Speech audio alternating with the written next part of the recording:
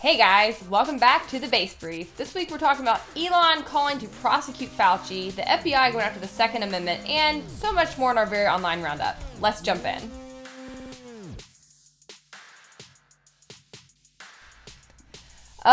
Brad, this is our first official episode with my new puppy on deck. He's sitting next to me. I know you can't see him right now because he's actually being a very good boy and mostly sleeping today, which I appreciate, but he might pop up in the episode. So guys, yes. We have a little puppy in the background. We've got to make some adjustments this week because he's only 10 weeks old and he cannot stand to be away from me. So he's riding next to me for this episode. So it's been a couple of crazy days for you going to get the pup. What kind of dog is he again, and what's his name?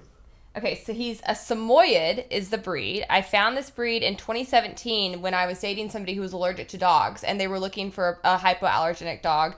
And they ended up getting a smaller dog, but I came across Samoyeds during that research, and I had always wanted like a really big wolf dog. I grew up loving like Alaskan Malamutes, but as I had researched Malamutes, they didn't seem to be a good match for me and my temperament. They're very hyper. And so I started looking into the Samoyed, and it was perfect. But at the time, I was traveling a lot. I had just lost my Yorkie. I wasn't really like emotionally ready for another dog at that point, but I've had them in mind for years. And the first time I ever met one in DC, the elevator doors opened to this building I was in, and there were two Samoyeds, and I literally cried. I was so excited to meet them. I was like, are these Samoyeds? Like, I just lost my mind. So I've been hyper fixated on them for a while, and since you and I quit our other jobs and are doing base full time, I'm not traveling as much as I used to be, and I decided it was a good time to go ahead and pull the trigger and get a big old dog. So I literally within a week, they're really hard to find. They're pretty rare. They're one of the 14 original dog breeds, and they're mostly bred in colder climates. I found 2 breeders in this entire half of the country that had litters, which was important because they're too big to fly. And one of them was in Louisville, where I mostly grew up. So I thought it was very serendipitous. I drove to Louisville on Sunday. Our friend Sarah came with me, which thank God, because it was a lot. But we went and picked him up from this adorable older couple that were like the biggest Samoyed fans you've ever met. They show their dogs. They had lots of good advice. I know I saw some people online criticizing me for not adopting, but like I wanted this breed. I've always wanted this breed, and I bought from like a very small family breeding business. This is not some mass puppy mill that I bought him from. So I was thrilled. And then we left and we drove to Nashville to stay the night to break up the trip with him on the way back. And we stayed at this really dog-friendly hotel in Franklin. And all the restaurants around Franklin are really dog-friendly too. So he went everywhere. He was like holding court in town. Everybody wanted to meet him. And it was so funny. Everybody's reaction to him was like my reaction the first time I met a Samoyed. Like just total meltdown. Like people crawling on the floor to meet with him and play with him. Like, what kind of dog Sounds is like this? This is going to be one spoiled dog. Oh, entirely. I am hiring a dog trainer though. That's going to start working with him in the home because I've never trained a dog, period. Because my Yorkie I got him when I was 16. So my parents actually trained him, and he was bad. So I need help because this dog is already, I would say, a good 30 pounds and stronger than me. So I have to learn how to like control him. So he's going to be spoiled, but I am going to get help to make sure he's not a bad dog. Cool. Yeah, I've said before that getting a dog was the unequivocally best decision I ever made. So I'm really happy for you. Thanks. So, how was your week? Yeah, pretty good in comparison to last week. People heard me griping about soccer not going well. Well, since then, I've played twice and won both games. And in the first game, I scored a goal and we won by 1 goal. And then last night, I scored 2 goals and we won by 3 goals. So, wow. Yeah, a lot better this week. And I feel like I'm getting back into better shape, too, because I'm playing more regularly. And I started playing basketball, actually, so that's fun, too. Yeah. You're going to be so athletic. You're making me feel like a sloth. I'm going to be taking my dog on the Greenway and walking with him. Yeah, luckily you live somewhere warm enough. I took Reggie for a walk, and I had to bundle up like it was a warm, in air quotes, day, mid-30s, and I had to bundle up like I was in Antarctica just to go around the block. Maybe my dog, which by the way, I named him Phoenix. I'm going to call him Finn for short. But Phoenix might want to come visit you guys because he loves cold temperatures. He thrives in the cold temperatures. Oh, okay. So, yeah. Well, he's welcome. All right. Well, let's get into our first story of the week. This one, so I was barely online Sunday and Monday because I was carrying this hunk of dog in my arms the whole way back. He literally would not leave my arms. And I got back last night and I saw that Elon had made yet another base tweet, and I sent it to you and Jack, and you guys were like, how have you not seen this yet? But I was behind the times. You texted us like 24 hours after it had been posted and after everyone had melted down over it, and you were like, oh my gosh. I'm like, where have you been? Smothered under this little fluff ball. But what Elon said, he made a tweet and he said, my pronouns are prosecute/Fauci. Very short tweet, but in quick succession, the left lost their mind. And I want to say one thing before we get into this. A lot of people tried to make this about him mocking trans people in the setup of this tweet. I did not take it that way. I often see people kind of do this, like my pronouns or other things that aren't really related to the gender debate. Like, I don't think that's necessarily a slant against trans people or intended that way, but I will just clarify and say, Brad and I love trans people. We have dear friends who are trans. I in no way support anybody being bigoted towards trans people, but I think that completely misses the point of his post. The reason I thought it was so phenomenal was that he said prosecute Fauci, which Fauci should be prosecuted. It is beyond the pale that this man is just walking out of this whole scandal scotch-free right now. And I think that is really also what most of the criticism against him was over as well. But there were some people that tried to like turn the issue and make it about that in particular setup of what he wrote. And we'll run through some of the criticism. But first, I'll just say I do think the like my pronouns are attack helicopter joke by conservatives is like really old. It's just not really funny. But so the meat, and I'm also look. The prosecute Fauci thing, I'm on board with investigating and prosecuting Fauci, but I do think that if you're going to post something like that, maybe you should explain yourself or provide a little or link to some argument, or not just like, this was very trollish in how it was done. And I think with matters of this kind of seriousness and substance, that's not really the right approach. But I think it's still an opportunity to discuss a topic that's important to us and have one of the most famous people in the world highlighting it. So let's run through what some of the response was. And we had Congressman Richie Torres, a progressive, saying, Elon Musk wants to criminalize Anthony Fauci because he disagrees with him. Elon is no champion of free speech. Now that's kind of silly because the prosecute Fauci thing is accusing him of perjury, of lying under oath before Congress, which we'll explain in a minute, but it's not because we just disagree with him. Yeah, I think that's absolutely ridiculous. It has nothing to do with disagreeing with him. The man lied to Congress, lied to the American people, and not only did he lie about the kind of research he was carrying out and the funding that we were spending for this kind of research, he also was breaking the law and carrying it out at all, because at the time this was happening, there was a ban under Obama against gain-of-function research because it is so dangerous, because it is so torturous to animals, because it is not necessary to do the kinds of scientific research we need to do to protect human life. And so it was banned, and they were still carrying this out using a pass-through organization, using taxpayer dollars, trying to skirt the law. And then when it started to get revealed that this whole thing happened, because White Coat Waste, who I'm a fellow for, was inadvertently filing FOIAs about animal labs and testing because they care about animal welfare issues, and they discovered this pass-through money going to Wuhan for gain-of-function research. And so when that came out, you'll remember this, the entire narrative shifted because people like you and I and Rand Paul and others had just been asking, like, we need more investigations into this lab thing. Like, right? The whole idea that somebody ate bat soup and started a coronavirus doesn't really make a whole lot of sense. You don't have to be a scientist to think that's a little bit of a sus story for how this pandemic got started. And so people were saying we need to look at what kind of research was going on in the lab. We need to look at if perhaps there was a lab leak, etc. And the entire time, the mainstream media, the Biden administration, Fauci, his agencies, bureaucrats, pretty much everybody on the left was saying that you were a conspiracy theorist, that you were racist if you insinuated this maybe came from the Chinese lab, that this was absolutely not to even be given credibility. If you tried to post about it on social media, they would take your post down, thanks to pressure from these people behind the scenes. It was not allowed to be talked about until Rand Paul kept poking the bear, and then these Freedom of Information Acts came out proving that, like, actually this kind of funding was happening, this kind of research was going down. And then when he was busted, he then tried to literally change the definition of gain of function to evade this. So he should be prosecuted for these things. He should be held accountable, and so should a lot of other people working underneath him. Yeah, so the big question there is you mentioned gain-of-function research, which is when they experiment on a virus to make it more transmissible, and the idea is that they'll learn how to better combat it. But a lot of people think this research is very dangerous, and that's why we had a moratorium on it in the federal government, no funding this. And it does appear that they did fund it at the Wuhan lab. And Dr. Fauci has not been very honest about that. I guess he could claim ignorance, maybe, but a lot of people think that he lied under oath. So first, let's just play the White House response saying, "Oh, woe is me. People are being so mean to Dr. Fauci." Take a listen to what the White House press secretary for President Biden had to say when she was asked about the Elon tweet.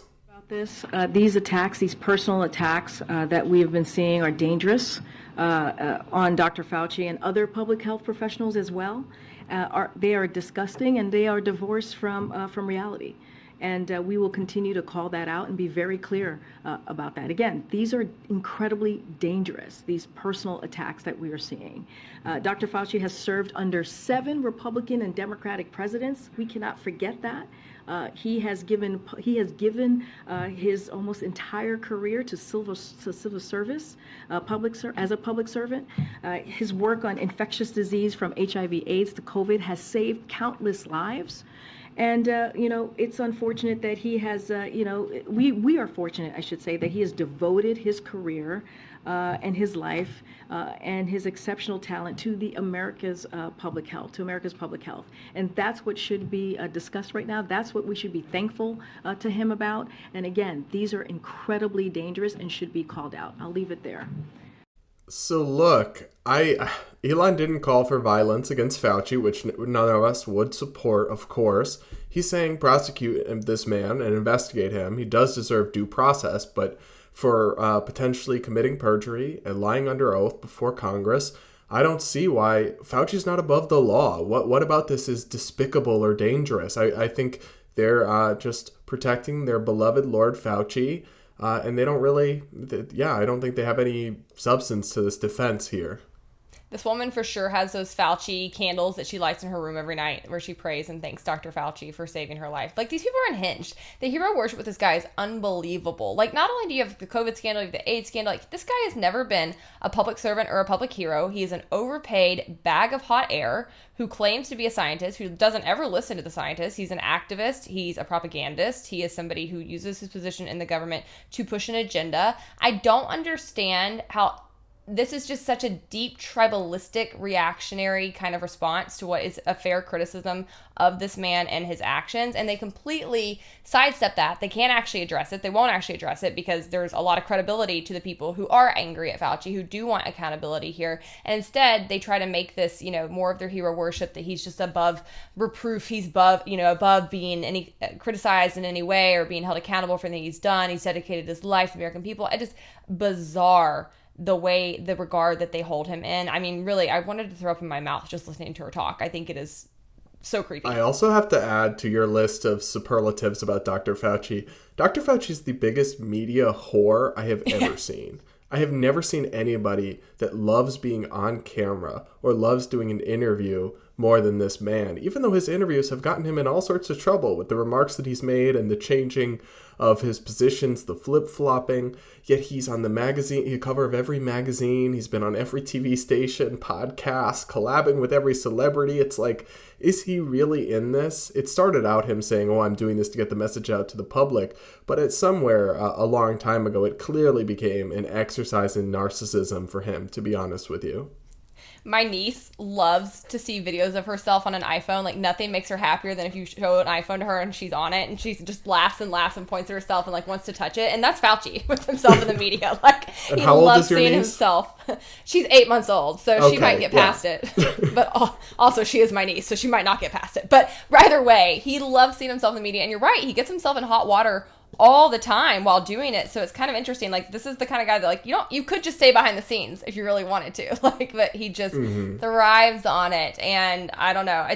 It's always amazing me when you have people like this in the government that half the country hates and half the country loves. Like, it's like when I see stuff about FDR to this day, where half the country literally still considers him a hero and a great president. And you're like, how? Like, do you know zero history about this man? Do you know nothing at all about what he actually did? And yeah, apparently that's the case. So, all right, so back to the substance of the criticism of Fauci that's in being discussed here, I want to roll a clip of Senator Rand Paul from a hearing a few months ago where he very clearly explained what he is accusing Fauci of, what he thinks should be investigated and potentially prosecuted, so that people understand that there is a legitimate case to be made here that Fauci did lie under oath to Congress, which is a crime that carries up to 5 years imprisonment or a massive fine. So take a listen to Senator Rand Paul lay out these facts. Dr. Fauci, as you are aware, it is a crime to lie to Congress. Section 1001 of the U.S. Criminal Code creates a felony and a 5-year penalty for lying to Congress. On your last trip to our committee on May 11th, you stated that the NIH has not ever and does not now fund gain-of-function research in the Wuhan Institute of Virology. And yet, gain-of-function research was done entirely in the Wuhan Institute by Dr. Shi and was funded by the NIH. In this paper, Dr. Shi credits the NIH and lists the actual number of the grant that she was given by the NIH. In this paper, she took 2 bat coronavirus genes, spike genes, and combined them with a SARS-related backbone to create new viruses that are not found in nature. These lab-created viruses were then shown to replicate in humans. These experiments combined genetic information from different coronaviruses that infect animals but not humans to create novel artificial viruses able to infect human cells. Viruses that in nature only infect animals were manipulated in the Wuhan lab to gain the function of infecting humans. This research fits the definition of the research that the NIH said was subject to the pause in 2014 to 2017, a pause in funding on gain of function. Dr. Fauci, knowing that it is a crime to lie to Congress, do you wish to retract your statement of May 11th where you claimed that the NIH never funded gain-of-function research in Wuhan? Senator Paul, I have never lied before the Congress, and I do not retract that statement. This paper that you are referring to was judged by qualified staff up and down the chain as not being gain of function. So I'm always just struck when I watch these exchanges between Dr. Rand Paul, who very much knows his science and very much knows what he's talking about in these exchanges, at how flabbergasted Fauci gets when he is confronted with somebody who pushes back at him. Like, the hubris just seeps through him, right? You can tell he's just like aghast that somebody dare question his credibility or his experts or his team. How dare you? And it's like Rand is always just calmly sitting there presenting the facts as he does in this exchange. You weren't supposed to be doing gain-of-function research. It looks very clearly like you were doing gain-of-function research. Do you want to retract your statements? It looks like you lied to Congress. And Fauci's all flustered and like, how dare you? My staff says this is not gain-of-function research. And he's trying to move the needle, moving words around, which is just a favorite project of the left, I think, is changing the definition of words and moving things around. It feels like you're talking to children when you interact with people like this because they want to just keep trying to move the needle versus actually debate the merits of the point. And that's all this was. And I think Rand Paul has just been so vindicated in these exchanges over time. And I'm always just so grateful that he went so hard in the paint against this guy because nobody else was. Everybody else was too afraid to go after this sacred cow on the left for the longest time, and Rand didn't care, stayed super based, got to the bottom of it, and this is just one of many reasons why I love him. Yeah, look, I think with this thing, I don't know whether you could get a criminal conviction on a perjury charge based on this. Like, that's a legal question. I don't know if we've actually hit the threshold to prove it in court. Fauci maybe could spin some defenses. But setting the law aside, he was obviously not honest before Congress. He was obviously obfuscating, not being forthcoming, being dishonest about how our taxpayer money was spent on dangerous research under his watch, through his agency. And I think, setting aside the legal question, that's just disgraceful. It's just unacceptable for a public servant and hero to have done. So I'm glad that Rand Paul has called him out for this. It's unfortunate that hasn't really broken the trance-like worship that so much of the establishment media has for this man. But hey, maybe one day, I don't know. But I guess, who knows? But in the meantime, we'll keep reporting on any updates as we learn more about all this. And yeah. All right. Well, while the NIH has certainly been behaving badly and doing nefarious things behind the scenes, it seems another federal agency has been caught yet again with dirty hands. The FBI, our friend Tom Knighton wrote an article this week about how the FBI has been going after the Second Amendment, and we're going to get into the weeds on this, but I just want to say before we do that I've been calling attention to this for some time. I've been telling people for a long time that the FBI is one of the biggest enemies of civil liberties out there, that they frequently go after our rights, that they are no friend to anybody who believes in limited government or individual liberty, and conservatives used to get really mad at me when I would say that, back before the Trump era. They were like, how dare you criticize law enforcement? Back the blue. The FBI is amazing. They're our friends. And now, look who's been proven right. Yet again, it's me, and this is just more fuel for my fodder. So I want to jump into the story. I thought Tom did a great job covering it. And Brad, I guess I'll ask you, you've been on a journey with me around the FBI. Did the story surprise you at this point, or was it par for the course? No, not at this point, but I will say, before I met you and started reading your work and everything, I didn't know as much about how deeply sus the FBI is, like how they went after Martin Luther King Jr., right? Like all this crazy stuff from the history of this agency. So I guess when I saw this reporting from the Examiner and from Tom for Base about how now they've been going after people's Second Amendment rights, I have to say I was disappointed but not surprised. Yeah. All right. Well, let's get into the weeds. According to reporting by the Washington Examiner, the FBI has secretly stripped 8 more people of their rights to own, use, or purchase firearms, according to internal FBI documents that were retained by the Washington Examiner. Rep. Marjorie Taylor Greene and over a dozen other GOP members of Congress in October demanded that the FBI and the Justice Department hand over proof that the FBI is no longer waiving people's gun rights with internal forms, which the Daily Caller uncovered in September, that they had done that to at least 15 people at that point. Now the Washington Examiner has obtained 8 heavily redacted signed forms indicating a more widespread Bureau effort than previously known to target the Second Amendment rights of law-abiding citizens. Now, you might be asking yourself, how are they doing this? Basically, they're having people sign forms that sign over their Second Amendment rights.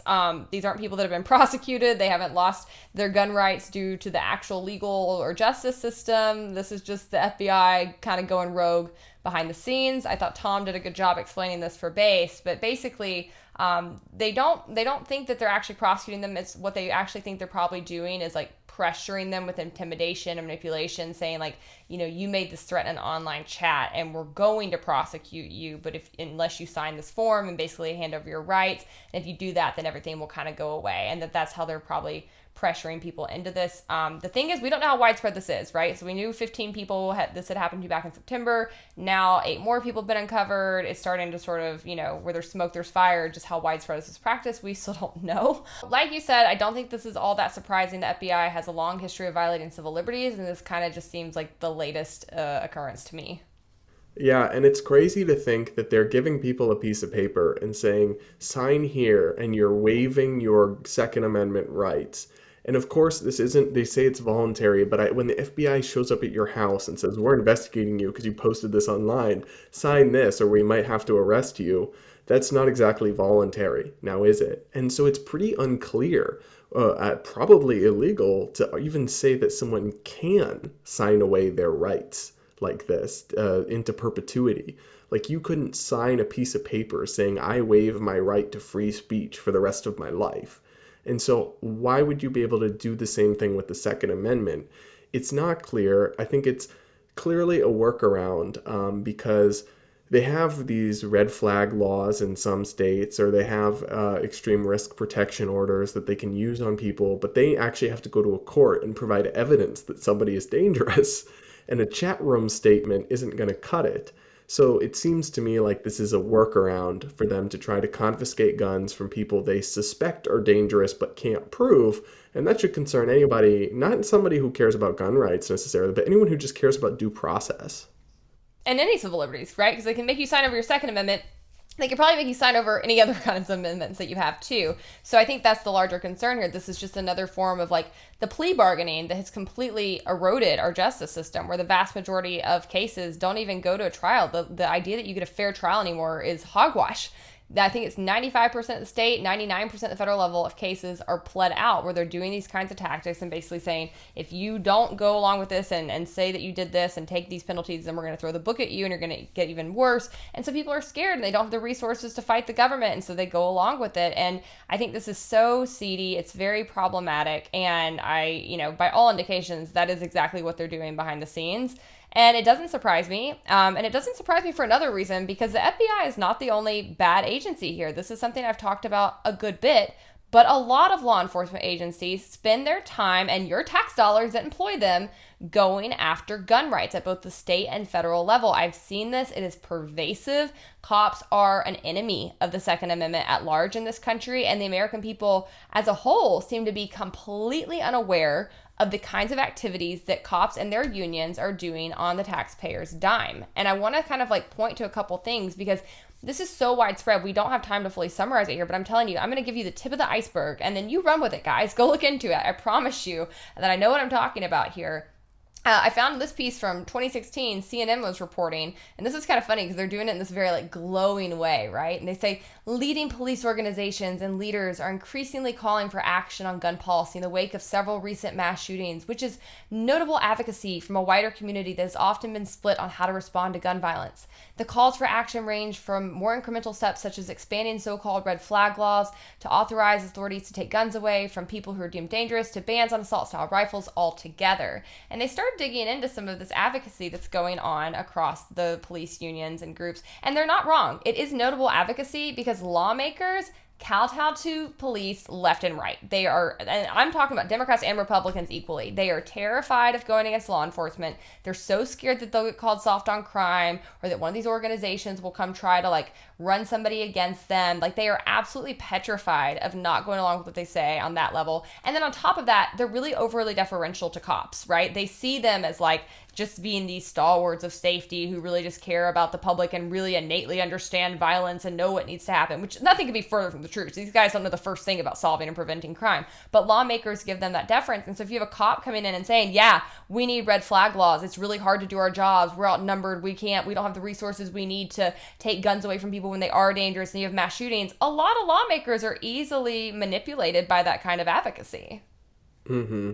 Yeah, they are. And it is interesting to me how a lot of law enforcement or ex-law enforcement will say, well, we support the Second Amendment, but then they'll push for this restriction or this new law or something, and they add a veneer of credibility to the push. So, Brad, you're totally right. I actually pulled some quotes of police saying exactly that kind of thing. And again, guys, this is tip of the iceberg, but I just want to show you how often this happens. So this is a quote from Phoenix Police Chief Jerry Williams in 2016. He said, "We are outgunned. We are outmanned." He's like George Washington and Hamilton. That's long. He says, "We're outstaffed. We do need responsible gun legislation."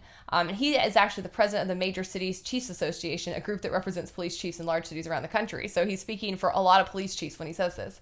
There's another quote from retired Chief Terry Cunningham, who was the deputy executive director of the IACP, which is a very large police union. And he told CNN that he is a quote, fervent supporter of the Second Amendment, but he believes that right is limited.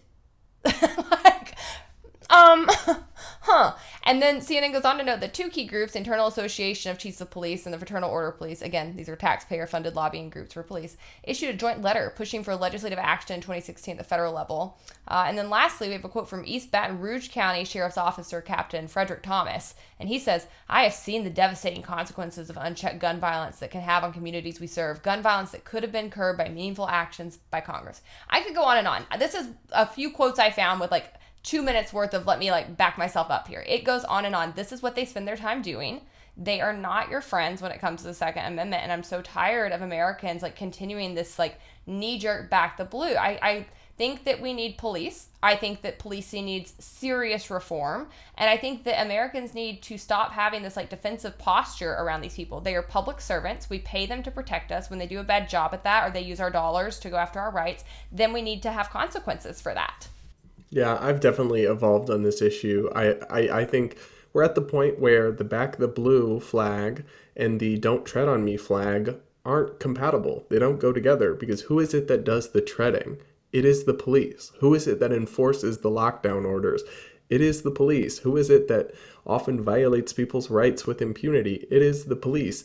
Now, I believe we need police, and I'll get into that in a second. But clearly, they need to be accountable. They don't just deserve blind support and deference, and we need overhaul. So this brings up a good question I got from a listener via DM the other day. They wrote, do you think it's possible for someone to reconcile libertarianism and support for police?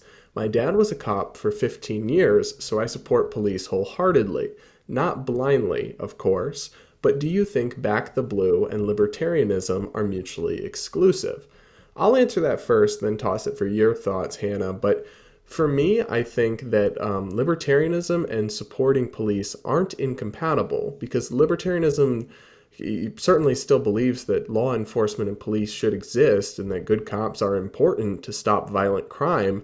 It's not anarchism, which suggests no police or privatized police or any of that kind of far-fetched stuff. But what's not reconcilable is blind deference to law enforcement, support that just, stands for the current system, doesn't stand for accountability, supports like qualified immunity or these kinds of things that give bad actors a pass. That's what I would say. I think it's perfectly compatible to support police officers who actually do a good job and risk their safety to protect people.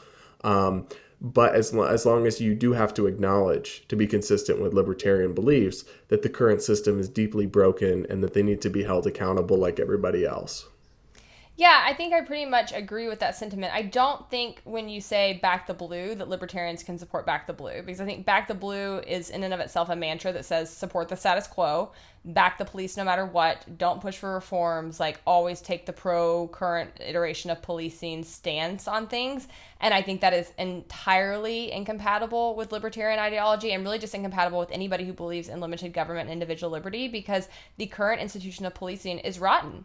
And I think there are good cops that work within it. I think there's good people who go into it, but I think they largely get beaten out of the system pretty quickly, or I think they get forced to keep making tiny concessions to where they become bad cops down the road, or at the very least, they are forced into situations where they have to support unjust, unconstitutional practices and programs. And so I have a hard time saying that there can be like good police long-term on the force right now with how things currently go, because I've seen the quote good police and what they go through, and they mostly get ran out because they become whistleblowers for the things that they're seeing, or they try to push back and reform within, and they get bullied by the culture that is within policing institutions. So I'm not saying there's no good cops currently working within the system. I think there's a lot of people who go into it with good intentions. I think it is a rotten institution, and it becomes impossible over time to hold an ethical, sound, constitutional, principled stance and approach to applying the laws with how it currently functions. So I think if you actually support police, which I would like to say I do actually, I think you have to support reform. You have to support major overhauls to how we do policing. And that's not just for our safety and our rights, that's for good cops too, because the current system also really hurts them most of all. So I think that's how I would approach it, and I feel for people who have loved ones on the forces. But I think when you are in that situation, you probably know better than anybody what they're up against internally and the kinds of people they're working around and what the kinds of things they're asked to do behind the scenes. If you're working for a department, you're taking people's money and property under civil asset forfeiture when they haven't been convicted of a crime. Are you a good cop?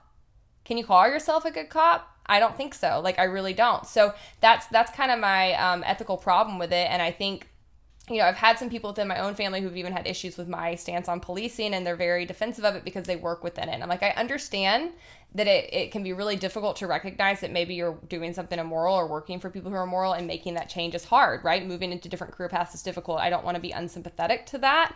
But I would say if I were currently working in a police force, I would be making every effort to transition out of that field, and then probably working to try to reform it from the outside, because I don't really think it's currently possible to do that while you're on the force. I don't think they make it possible to actually make change. So that's kind of my very nuanced answer to that.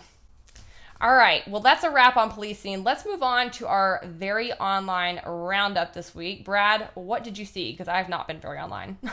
So Christian TikTok is an interesting place, and I'm not Christian, and I'm not on Christian TikTok, but I will see viral videos from these Christian influencers, and I want to just play one for you, Hannah, that I think is harmless but kind of cringe and entertaining. So just take a look to this. This is by a Christian influencer. It blew up about how she spends time with God at the gym. How I spend time with God at the gym. First, I pull up my favorite Christian book or the Bible. Once I read a page, I start with my next exercise set, which is lunges. Then I start listening to my Christian rap to get me even more pumped.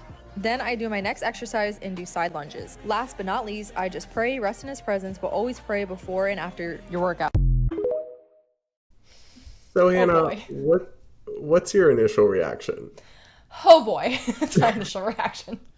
One, I feel like this is like a TradCon thirst trap, right? Like, it doesn't look like thirst traps you'd see like from most modern women, but like this is their own version of it. Where like she's obviously very cute, very put together, in a very skin tight outfit, but like, you know, she's reading Bible books at the gym, she's praying. Like, this girl's trying to catch a husband hardcore, first and foremost. Secondarily, I just can't stop laughing because if I saw her at the gym, I would think this person was like a crazy person. I'd be like a little concerned they're about to shoot up the gym or something. Like, she's pacing around, like looking up and down, reading books. I'd be like, what is this person doing at the gym, right? It's so ridiculous and absurd, and also probably really holding up the line for the weights that she's using.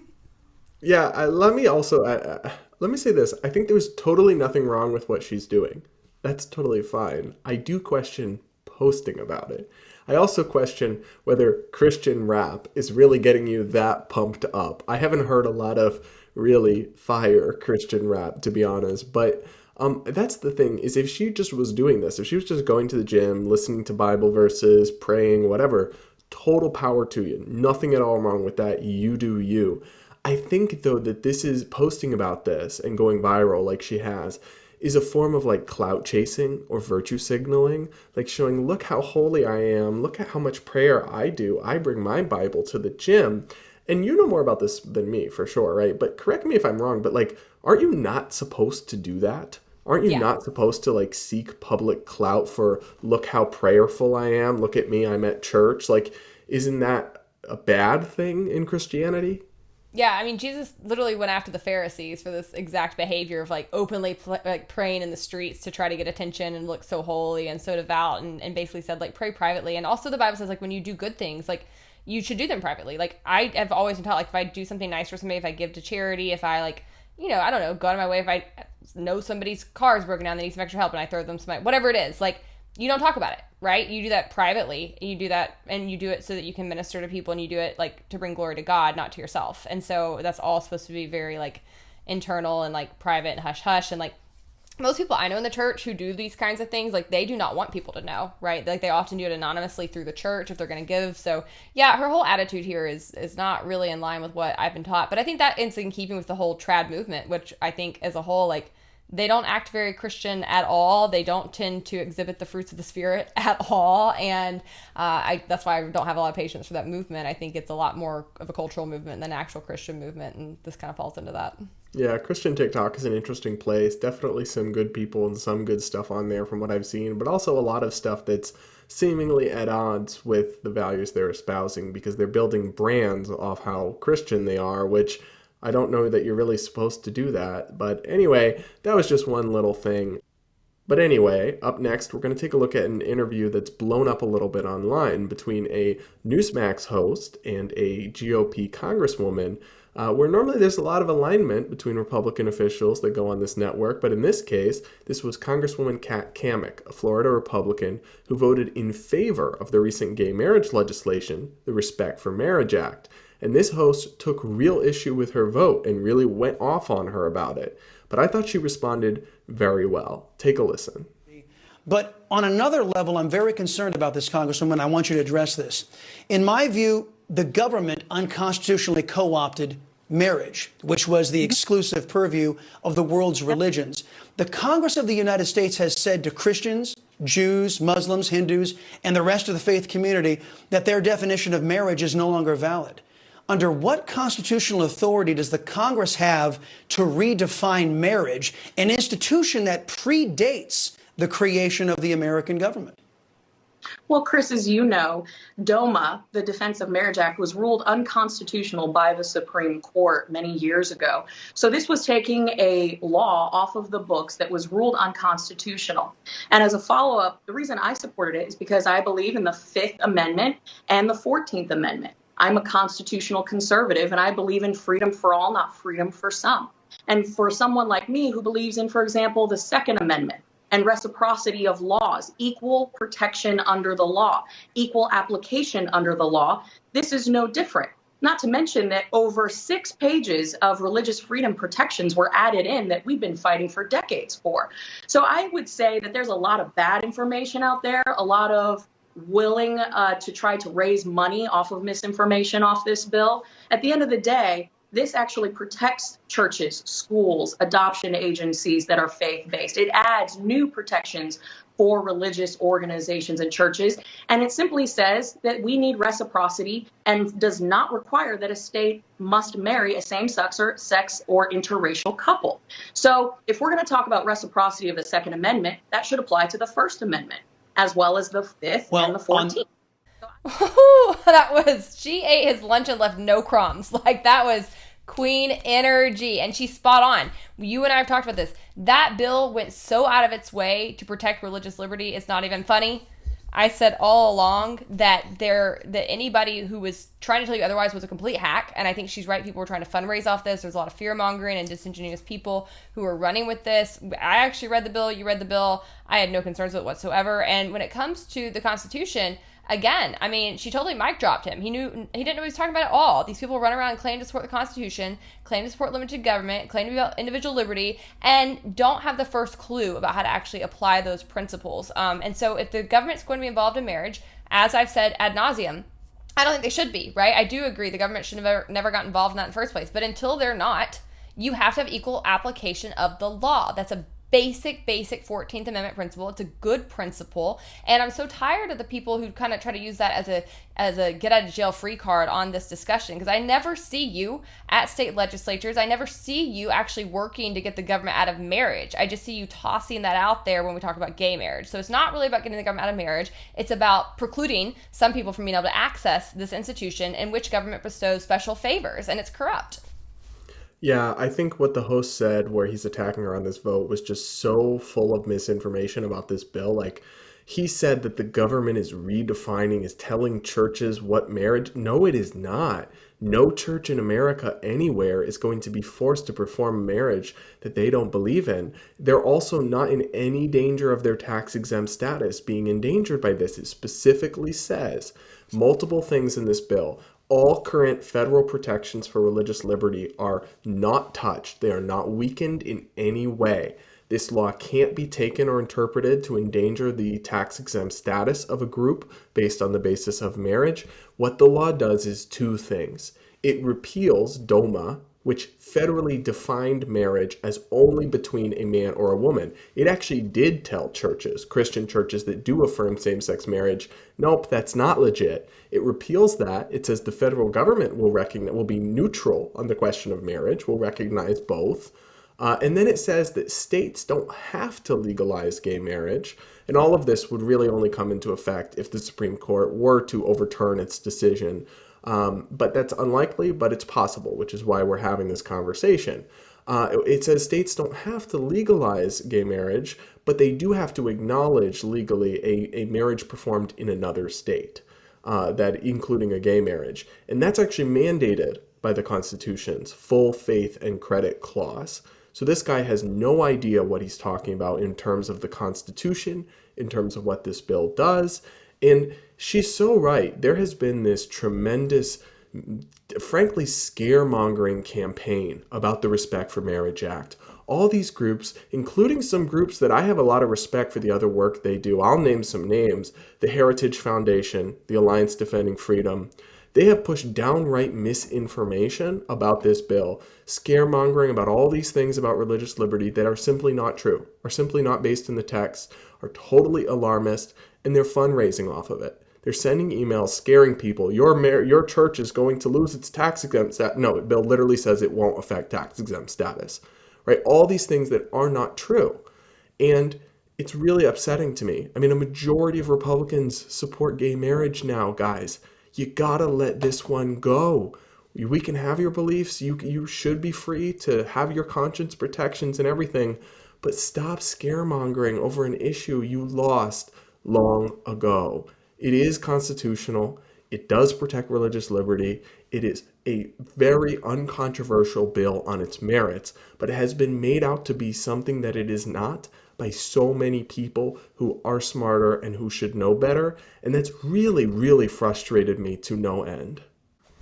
Yeah, I think that's spot on. I've seen a lot of people who are afraid about this. And I mean, just to give some backup too, like the Mormon Church signed on to this bill. They gave their approval, right? And I don't think they'd be doing that. They actually thought they were going to lose their tax exempt status. They make a lot of money, and they're still not pro-LGBTQ marriages, right? I don't think they intend to perform them at all. But you do see some people being realistic about this and actually just acknowledging, like, if you really don't want the government involved in this, you really want to try to start de-escalating this issue, then you need to have approval for this and let marriage be open to all. And then we can start talking about the state's role in it, right? But equality for all until we get the state out of the institution. That's the right approach. So I was proud to see the Mormon Church do that. I thought Kat did a really good job handling this interview. I'm excited. I'm speaking with her this weekend in North Carolina. So guys, if you're in the Raleigh area, come see us Saturday night at the North Carolina Federation of Young Republicans Awards Christmas dinner. It's going to be a good time. All right, we have one last story in our very online roundup, and it is a doozy. Brad? Yeah, I don't really know where to begin with this one. But there's this official in the Biden administration, Sam Brinton, who is non-binary, but was essentially, and is a very controversial figure because Sam is apparently like a nuclear specialist or something. So he was employed by the Department of Energy. But where to begin?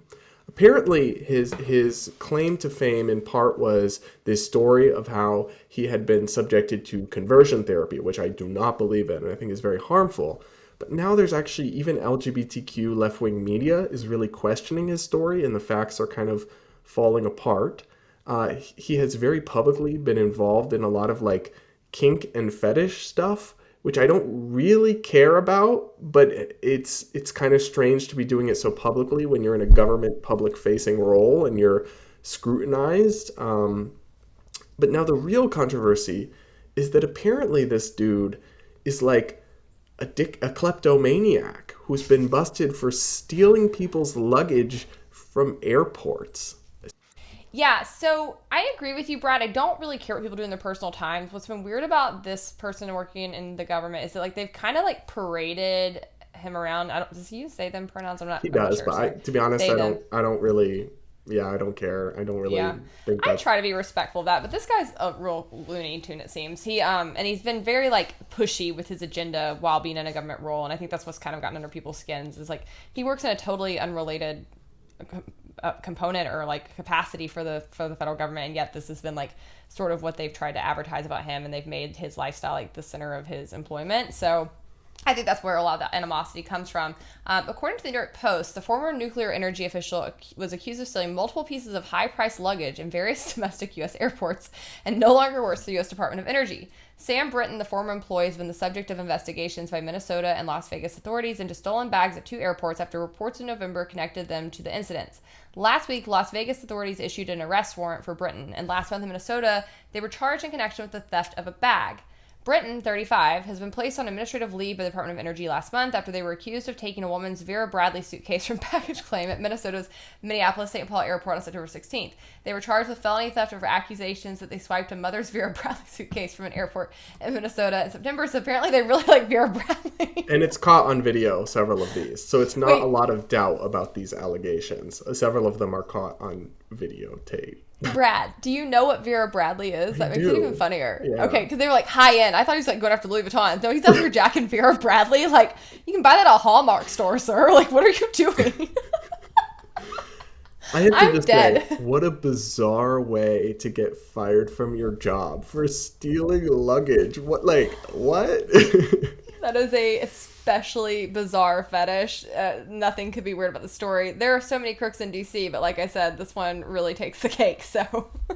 Yeah. All right. It's also just a really strange, like, I'm kind of glad that this person is no longer working on our nuclear energy system. I'm just going to be honest with you.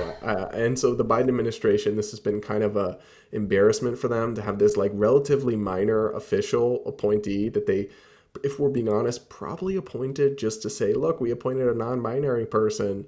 I mean, the person might have been qualified. I honestly don't know. But they touted that as like a diversity thing that they did, and then it blew up in their face so spectacularly to this absolute shit show of a timeline where this person was doing all this public sexual stuff and then is now being arrested for stealing women's luggage like a serial klepto at airports. What a dumb place to try to steal from. They're everywhere's on camera. It's flooded with law enforcement. Like, what? I don't understand. Yeah, there's at Atlanta's airport, they're dead serious. They'll like check your receipts when you're leaving for your bags. So that is not the place to be stealing people's luggage at all. But again, I don't know. The Vera Bradley detail really just sends me on this case. It's the best part. You should at least aim higher.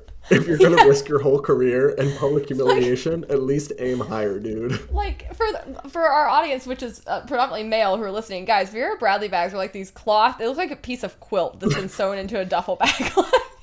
They're very, like, middle school girl.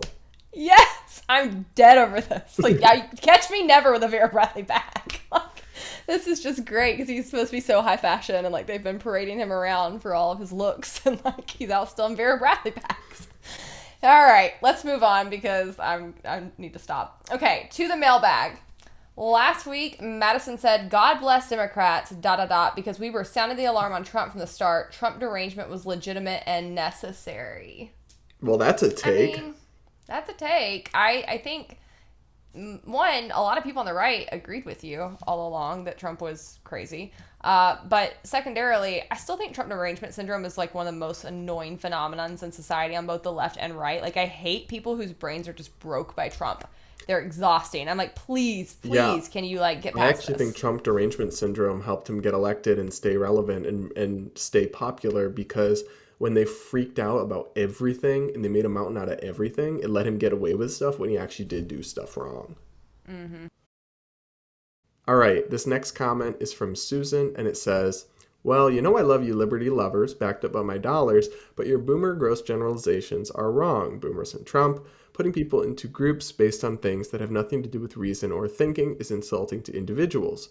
Boomers, woke, I despise that word. Liberals, do you mean liberty lovers or statists? We mean statists. Conservatives, do you mean that those that hold the principles of our Constitution?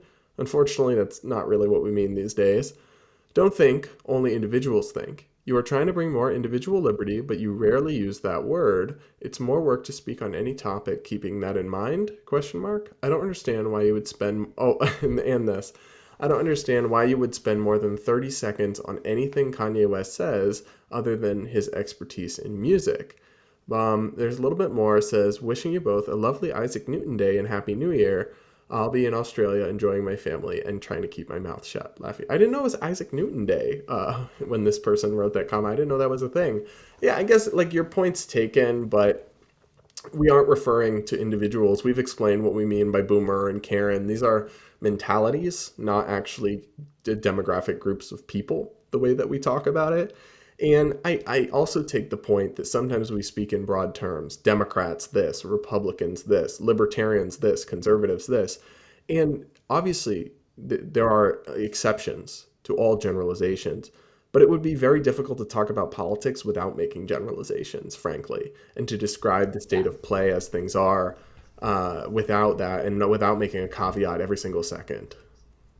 I also always think this is really interesting. It reminds me of growing up in the church when like people would tell my dad like you shouldn't have a guitar in the band or you should only sing hymns, and he's like, we're gonna do what reaches more people. You're already here.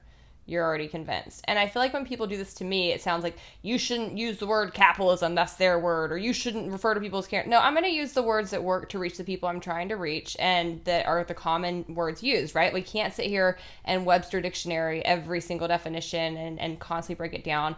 Sometimes, like you said, we have to speak in generalizations. I do think things like Karen and boomers and millennials, like these are common descriptors that describe groups of people or mentalities. And like, are there outliers? Of course. Does it describe everybody that are in those generations? No, that's not the point. And I think that, you know, if you're being intellectually honest, you have to cop to that. And I just think as a whole, like, I don't think it's helpful to sit there and police language for what resonates with you, what resonates with you might not resonate with other people, and what resonates with other people might not resonate with you. We're trying to reach a mass audience, and we're doing that pretty good to get the message out there on the issues we care about. So I think we have to keep being true to ourselves, and we talk how we talk, right? And that's part of, being able to pick different commentators you want to listen to. Kanye. The reason we talk about him is because millions of people care. You might not, but everything he does is getting massive publicity, so there's huge demand for it. And if we don't engage in it, then only his side of the issue will get out there. So that's why we do that. Also because we love Jewish people, and we want to be very clear that anti-Semitism is not acceptable. So we will continue to speak out and push back against that every time it comes up. All right, next comment is from Cereal Bowl. And they say, Donald Trump is a Republican in name only, calling him a rhino. I don't know. I think I would have agreed with you in 2016 when he first hit the scene. He shared very few values that I had connected with the Republican Party throughout my life. But I would say the Republican Party changed to meet him. So I really don't know that I could say that anymore. I think the Republican Party gave up a lot of its core principles and values to try to attract him and his voters, and to dire consequences, honestly, in society, where you now have a GOP that is not consistently in favor of limited government or free markets or individual liberty or even the Constitution these days. So, sad state of affairs. I agree with you 100%. So now these are comments from our segment reacting to the pretty privileged TikTok. Jed says, the lady has a point, and it helps prove the point that I've been trying to make for years. The more forms of privilege we identify, the more the concept of intersectionality can be driven to its logical terminus. The smallest minority is and always has been the individual. I agree with this. Intersectionality is this kind of far left woke theory about identity, saying that, a black person and a woman and a white woman, a black man and a white woman, don't have the same experiences as a black woman. And so that to truly understand diversity, you have to look at the way identities intersect. And the problem I've always had with that is that there's a core of truth in it, but not all black women have the same experiences. And then within all people, there's a million layers of this. What is their mental health status? What is their socioeconomic status? Do they have a two-parent home? What country are they in? Like, you could slice it up to 1,000 different ways. If you're really going to try to understand people's experiences through this lens, you would need to have so many lenses, and they only ever do a few, right? Race, identity, in the terms of the day. And so at some point, you would have so many thousands of places like, hey, let's just look at people as individuals then. Yeah. I read this point actually before you even put it in the document on our YouTubes, and I absolutely agreed. I loved it. I worked for a far left company that really made us focus a lot on like these identitarian kinds of things. And I remember they made me do this exercise one time where like they wanted me to map like my main identifiers, like how I viewed myself. And they thought like being a woman was gonna be like this huge forefront, right? And I was like, I think the dominant way I see myself is as an intellectual, and then like I'm pretty funny, and then like I was like making all these descriptors that were about my personality and like actual interests, instead of being like I'm white, I'm a woman, because I just did not get the assignment, to be honest. I wasn't trying to be smart aleck, like just right over my head. And that it reminds me of that, where it's just like stop trying to make these like immutable characteristics about somebody the largest definitions of who they are. I think it's so ridiculous, and it erases like things that are far more important. So I loved this comment by Jed. Nicholas on the same video said, I think the lesson here is people are tired of hearing people sit and complain in front of a camera about how hard their life is while they make money for essentially doing the bare minimum. I don't care that you feel like your life is hard because you're too pretty or too far or too fat or too whatever. Just a bunch of people trying to get sympathy with zero self-respect or self-control. Shut up and entertain me. Don't lecture me. Is everyone a PSA now? Wow. Tell us how you really feel. Yeah. All right. Chris says, LMAO, well, if we ignore the surface crazy, she still does have some valid points. Yeah, we said that too. I thought she had some valid points. And I relate to the struggle as a fellow member of the pretty class identity, intersectional identity. I agree. Mm-hmm. Steven said, interesting conversation. I don't have this privilege, but I'm happy with what I am. Steven, good for you. We need more of that energy out here these days. Also, I will just say this. Most average-looking men can be attractive if they have confidence. So you might not be a 10, but if you're actually... There was this dude, and who knows, maybe he listens to this podcast and it's going to take effect. But in my friends in my friends in high school, there was this one dude who was, not terrible looking, but he was shorter, he was ginger, and he was not in very good shape. but he was so funny and so popular that he would constantly date all the hottest girls. And it's like, everyone is like, what? How is she with him? And it's like, really, if you're a confident, successful person and you radiate that, a lot of women will still be attracted to you, even if you're a 5 or a 6 or whatever. Women will date some real uggos, me included, honestly. If they have good personalities, they treat them well. Like, look at Pete Davidson. I mean, he's a great example. He's not good looking.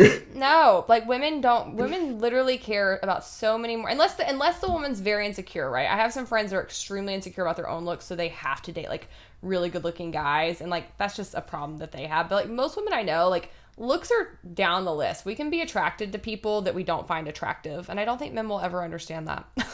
Because you can build attraction as you build an emotional connection with someone, whereas most men, and again we're generalizing, it's like instantly attracted or not.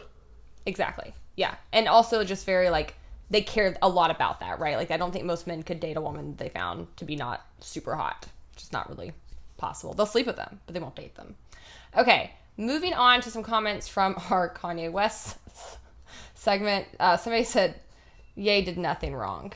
And look at the profile and the name. Ugh, it's a Pepe the Frog, and it's the name is Chief Trumpster. Gross. Moving on from that bot. Sam Chen said, seriously, like, can we blame all evil on mental health and get a get out of jail free card? I mean, that does seem to be like the agenda of some people in defending him. Like, and I'm really just not here for it, as I've said. Yeah. It's not an excuse. Doomer Studio says, you base your entire perception on social acceptance. It's pathetic. Ye said he loves everybody as a Christian.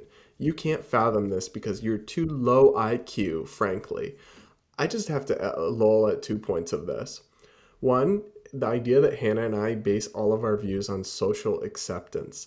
Yeah, we've really picked careers where we're never subject to criticism. We're never contrary to public opinion. We're just picking jobs where we'll be as popular as possible. Yeah, that makes a lot of sense. And 2, Ye loves everybody. Yes, including Hitler. That is the problem. Yeah, and I don't think Jesus ever said, you know, you need to go love everybody. He said he condemned sin strongly and basically said that if you do sin and you treat people poorly and you don't follow his commands, you're going to go to hell, which I'm pretty sure Adolf Hitler did not follow. So, like, no, Kanye's not out here preaching some, like, higher love. He's preaching racism and heresy, and I think your intellect's too low to actually pick up on that. So, keep it moving, bud.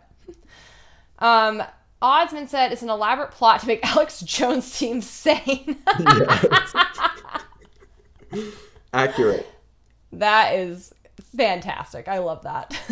Okay, so Brittany said, thanks for coming out and shunning him. More liberty folks should. Yeah, I guess a lot of libertarians sometimes reflexively feel like to defend free speech, they have to actually not condemn speech, but that's really not it. Like, I completely support Kanye's right to speak without being infringed upon, but that doesn't mean I have to support what he's saying. Exactly. All right, guys, that's it for the mailbag this week. Don't forget, you can leave us a review on Apple iTunes with 5 stars. We'll read it on air. You can leave us a comment on YouTube, maybe on other social media platforms. We mostly pull from YouTube, but we'd love to hear your thoughts on each episode, so check in with us there. Brad, let's move on to hot takes. What do you have? Okay, so I don't remember if I've said this before, but I just have to say that I like both, but blue cheese is vastly superior to ranch on buffalo wings, but also on French fries. I put my French fries, blue cheese on my French fries, and it's just chef's kiss. I've never had blue cheese on a French fry. I am with you on the wings part, though. I only eat blue cheese on wings, but I think it is superior to ranch on wings. My hot take is also food related, and it is that peppermint ice cream is the best part of the holiday season. I get so excited when I finally see it on shelves. All of 2020, there was a peppermint ice cream shortage. I didn't get hardly any, and I was sad. Not anymore. Supply chain has picked back up. I have a huge gallon in my fridge, and I love it so much. Capitalism's beautiful. All right, guys, that's a wrap. We hope you enjoyed the episode. Again, leave us a comment. We'll see you next week, and until then, stay based.